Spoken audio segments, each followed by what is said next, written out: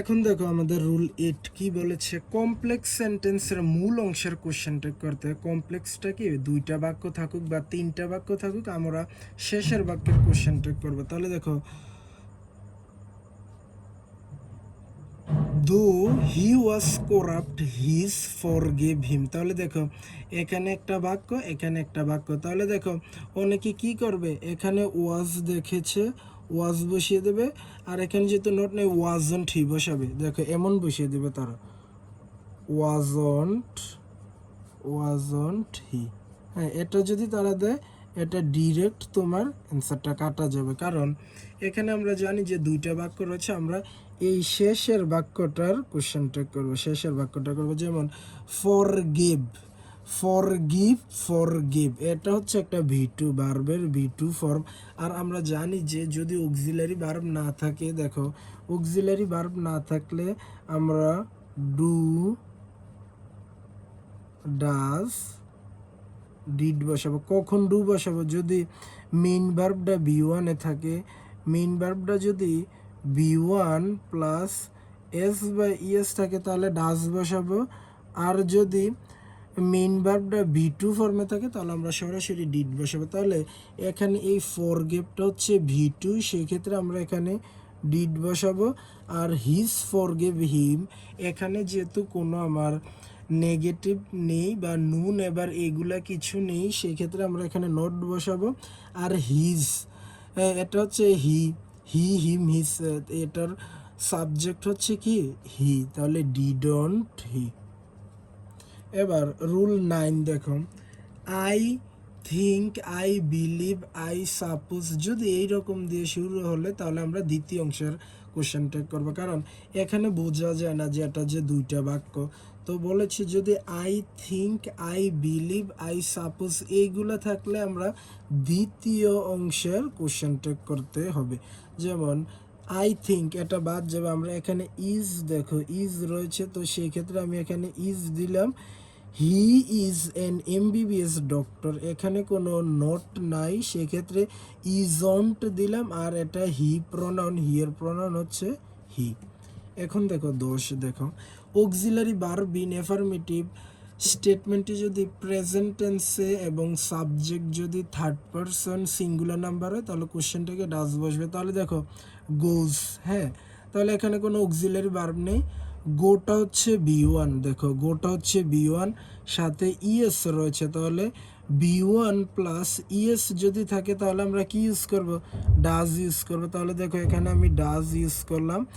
Rakib goes to school, এখানে কোনো auxiliary নুন এবার নেই বা এটা নেগেটিভ নয়, তো সেক্ষেত্রে আমি এখানে নেগেটিভ করতে হবে। আর রাকিব যেহেতু একটা ছেলে তাহলে সেক্ষেত্রে তার প্রনাউনটা হচ্ছে কি হি, তাহলে অ্যান্সারটা হচ্ছে ডাজন্ট হি। এখন দেখো তাহলে এটা এক। এবার দুই একটা দেখো, the sun gives us light, সূর্য আমাদেরকে আলো দেয়। গিভস এটা হচ্ছে বি1, গিভ, গেভ, গিভেন, তাহলে গিভ এটা হচ্ছে বি1, তাহলে দেখো এটা হচ্ছে বি1 প্লাস এস বা ইএস, এটাও সেম, এটা হচ্ছে আমার কি বি1 প্লাস ইএস। তাহলে বি1 প্লাস ইএস হলে আমরা ডাজ বসাবো, তাহলে এখানে দেখো ডাজ বসালাম। এখানে যেহেতু কোনো নট নেই তাহলে ডাজন্ট, আর সূর্য এটা তো আর জীবন নেই, সেক্ষেত্রে আমরা এখানে কি বসিয়ে দিলাম, ডাজন্ট ইট। এখন 11 দেখো, অক্সিলারি ভার্ব ইন অ্যাফার্মেটিভ স্টেটমেন্টটি যদি প্রেজেন্ট টেন্স এবং সাবজেক্টটি থার্ড পারসন সিঙ্গুলার নাম্বার না হয়, অর্থাৎ ফার্স্ট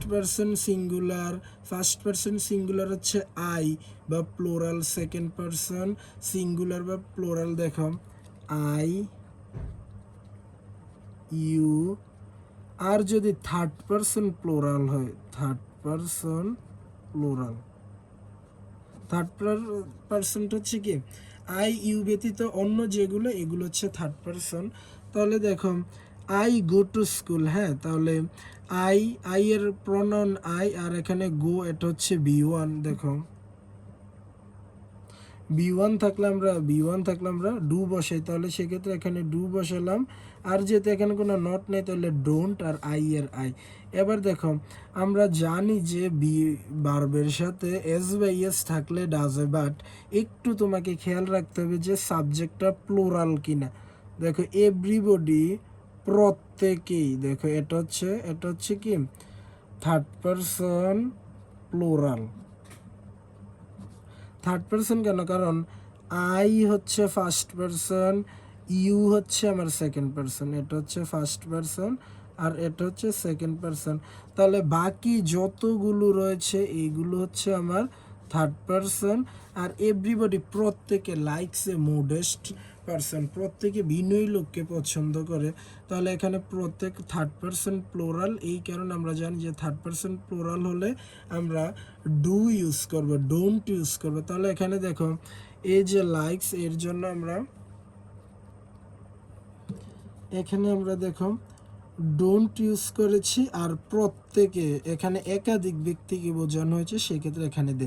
এই রুলটা ভেরি ভেরি ইম্পর্ট্যান্ট, এটা তোমাকে অনেকবার দেখতে হবে যে সাবজেক্ট যদি থার্ড পারসন প্লোরাল নাম্বার হয় তাহলে আমরা ভার্বের সাথে এস বা ইএস থাকলেও আমরা ডাজ ইউজ না করে আমরা এখানে ডোন্ট ইউজ করব। এইগুলো একটা বোর্ড কোশ্চেন 2025 সালে একটা বোর্ড কোশ্চেন এসেছিল, সেটা থেকে এই উদাহরণটা দেওয়া হয়েছে।